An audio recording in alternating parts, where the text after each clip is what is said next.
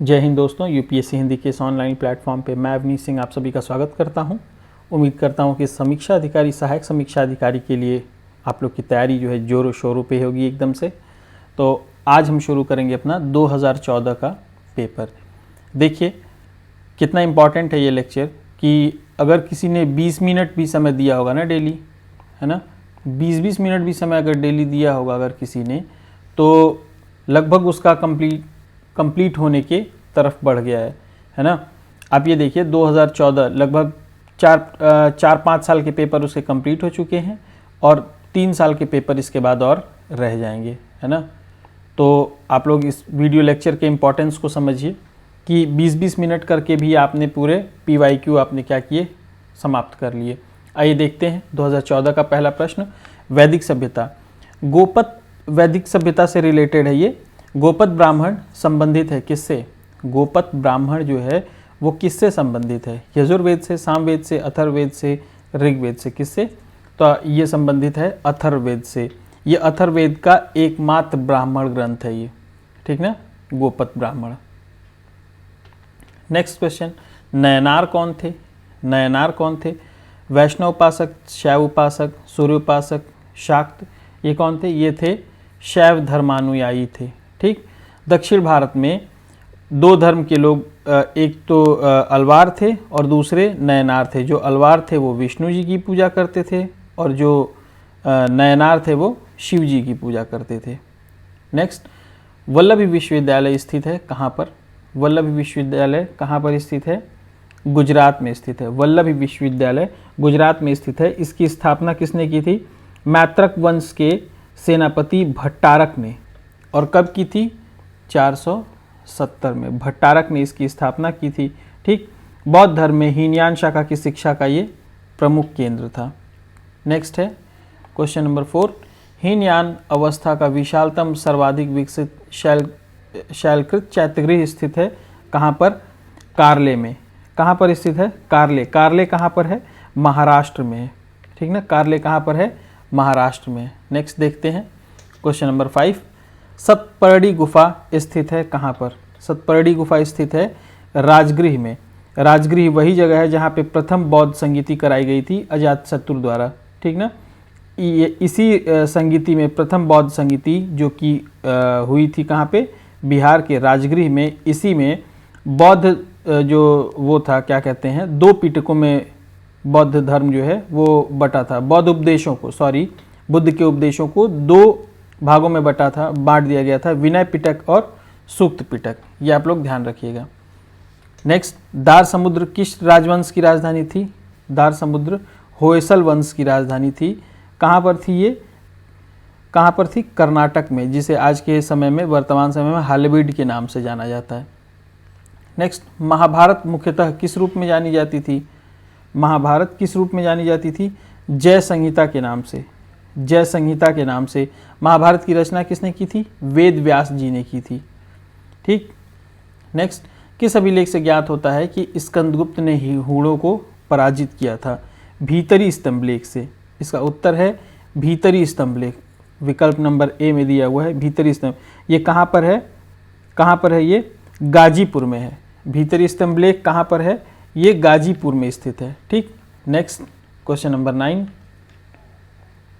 हर्ष ने निम्नलिखित में से किन रचनाओं का उल्लेख नहीं किया है? प्रियदर्शिका, नागानंद, रत्नावली और हर्षचरित। ये हर्षचरित तो बाणभट्ट ने लिखा हुआ है, तो ये तो होगा ही नहीं। 3 आइए देखते हैं। 3 इसमें है, ये काट दें। इसमें नहीं है, इसमें है, हाँ, तो सब में है, सब काट दें।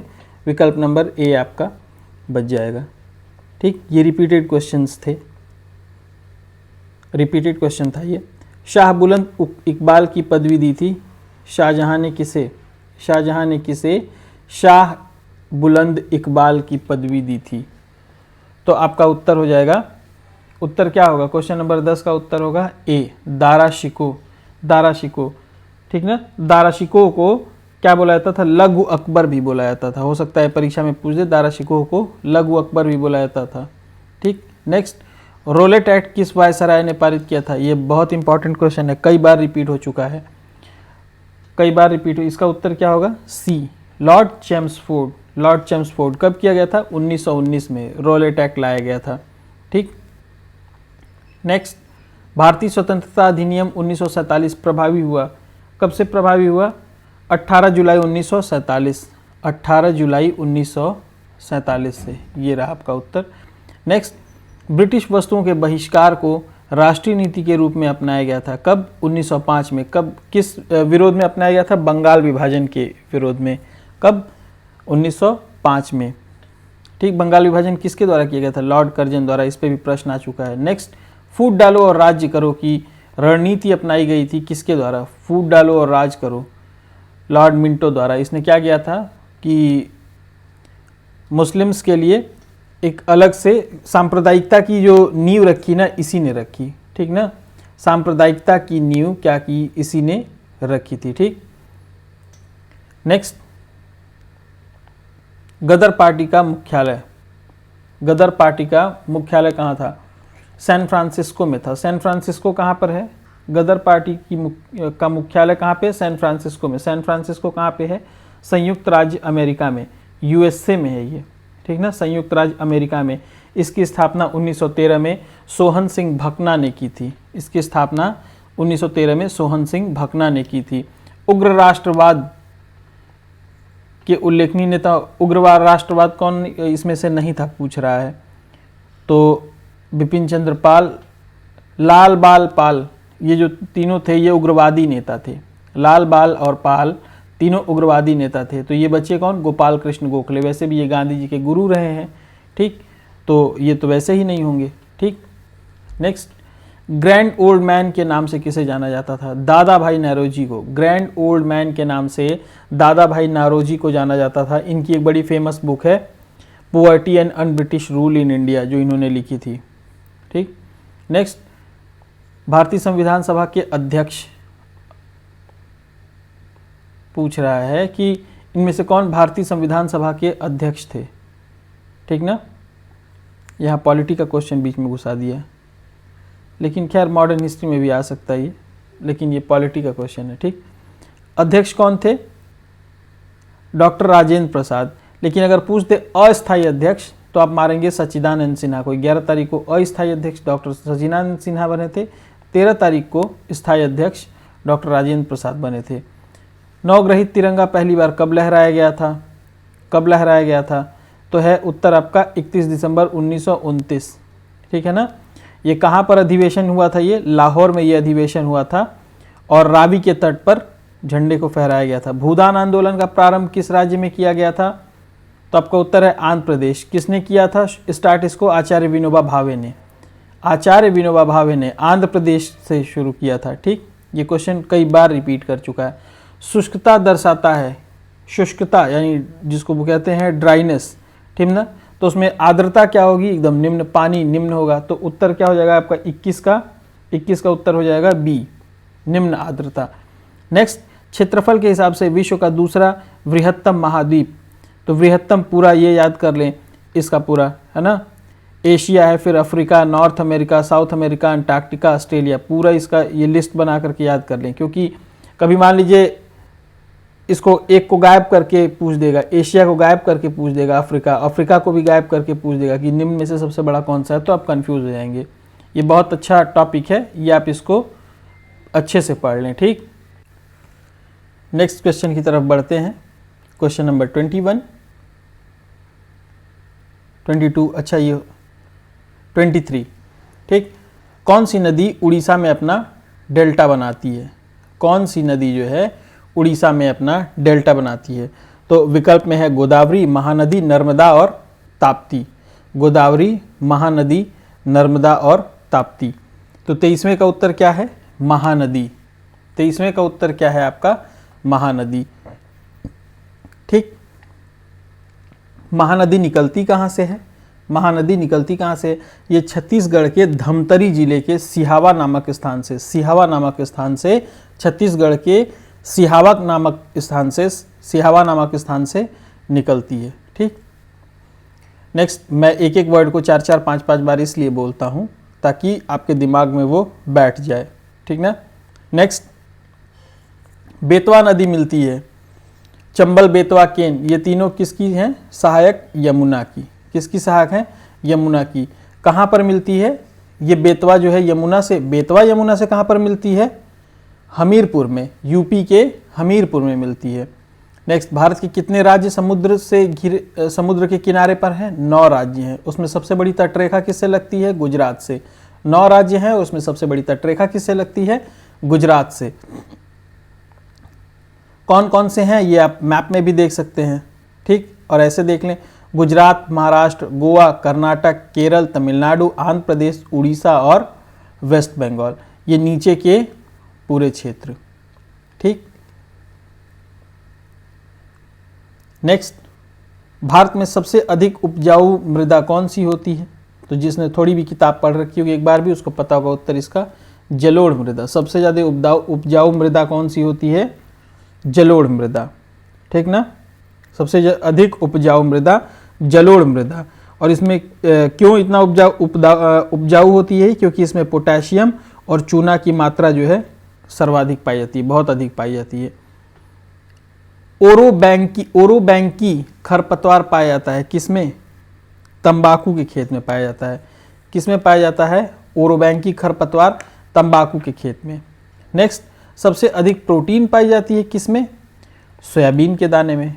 सोयाबीन के दाने में सबसे अधिक प्रोटीन पाई जाती है, ठीक ना। लगभग उसमें फैट, कार्बोहाइड्रेट सब होता है उसमें सोयाबीन में, लेकिन उसमें लगभग 40% मात्रा अकेले किसकी होती है? सोयाबीन की होती है। नेक्स्ट, बासमती चावल की रोपाई हेतु बीज दर कितना होना है? कितना बीज होना चाहिए 1 हेक्टेयर में? 15 से 20 ग्राम बीज होना चाहिए। कितना? मैक्सिमम 15 से 20 ग्राम बीज होना चाहिए, ठीक। ये क्या है?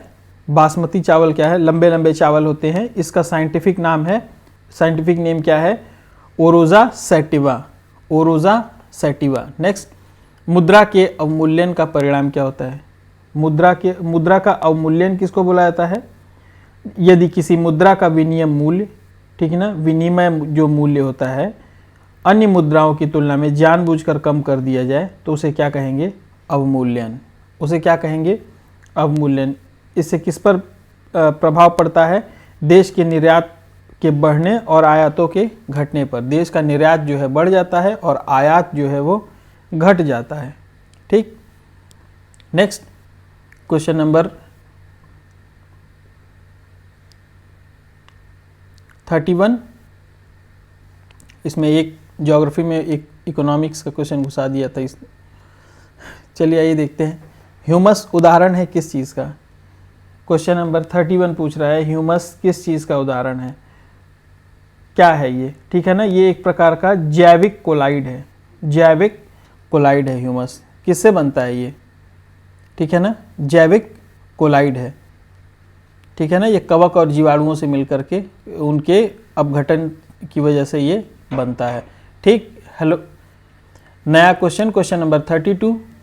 क्वेश्चन नंबर 32, कौन सा राज्य इलायची के उत्पादन के लिए पहचान नहीं रखता? यानी कि ये पता होना चाहिए आपको कि इलायची के उत्पादन में प्रथम, द्वितीय, तृतीय कौन है, ठीक है ना। तो इलायची के उत्पादन में सर्वश्रेष्ठ सबसे ऊपर कौन है? केरल, फिर कर्नाटक, फिर तमिलनाडु। तो यानी उड़ीसा इसमें नहीं है, ठीक।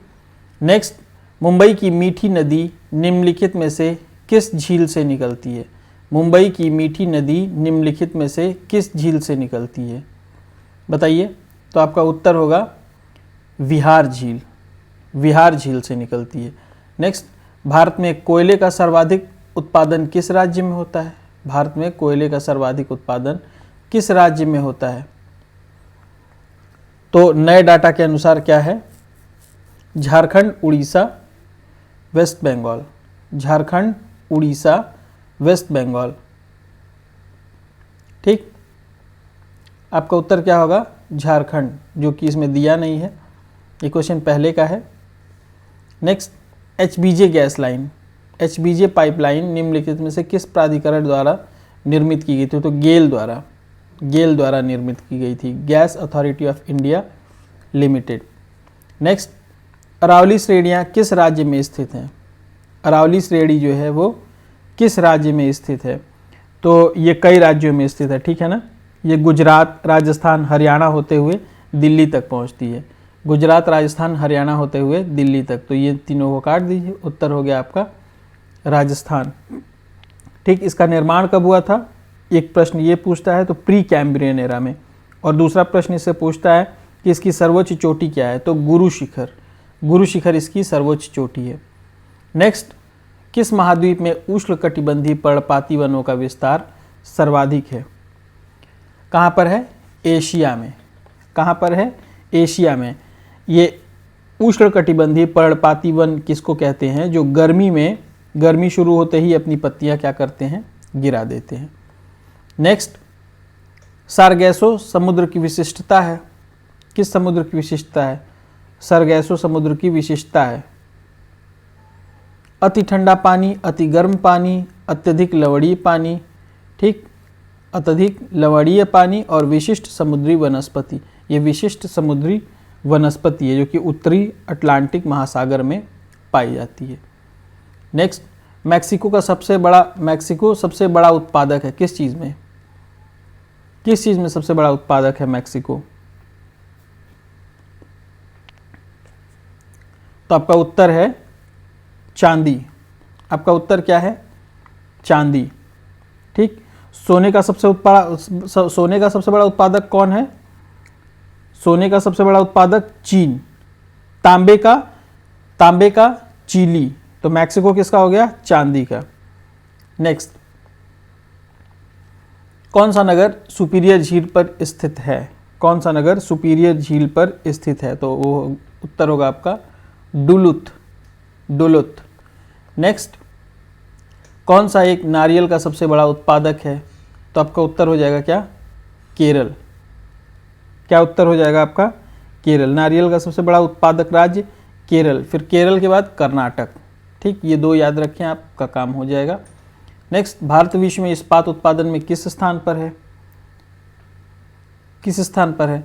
दूसरे स्थान पर है। वर्तमान में दूसरे स्थान पर है। नंबर 1 पे कौन है? चीन। जनसंख्या नगरीकरण अभी हम लोग नहीं देखेंगे, तो नेक्स्ट हम लोग देखेंगे पॉलिटी के क्वेश्चंस। भारतीय संविधान में समानता का अधिकार किसमें है? समानता का अधिकार कहाँ से कहाँ तक है? 14 से 18। 14 से 18 में। आपका उत्तर हो जाएगा बी। भारत के संविधान के निर्माताओं ने मौलिक अधिकारों की अवधारणा को कहाँ से लिया था? मौलिक अधिकार कहाँ से लिए गए हैं? यूएसए से लिए गए हैं। और मौलिक कर्तव्य कहाँ से लिए गए हैं? रूस से। मौलिक कर्तव्य कहाँ से लिए गए हैं? रूस से। मौलिक अधिकार यूएसए से और मौलिक कर्तव्य कहाँ से लिए गए हैं? रूस से। नेक्स्ट, कौन सा एक राज्य की नीति निदेशक सिद्धांत संविधान में बाद में जोड़ा गया? तो कौन कौन से जोड़े गए हैं? 39A और 43A। इसमें क्या हो जाएगा? मुफ्त कानूनी सलाह। मुफ्त कानूनी सलाह, ये दोनों बहुत 39A और 43A। 43A है उद्योगों के प्रबंधन में श्रमिकों की भागीदारी। ठीक है ना, श्रमिकों की भागीदारी। ये दोनों इंपॉर्टेंट हैं बहुत ज़्यादा। ठीक, ये 39 नहीं भी याद करिए तो ये और ये याद कर लीजिए। किनके बीच संबंधों की पुनरीक्षा के लिए सरकारिया आयोग का गठन किया गया था? केंद्र और राज्य। केंद्र और राज्य के बीच। ठीक है ना, केंद्र और राज्य के बीच। ठीक, तो क्वेश्चन नंबर 51 का आंसर क्या हो गया आपका? डी। इस समिति के जो अन्य सदस्य थे वो कौन कौन थे?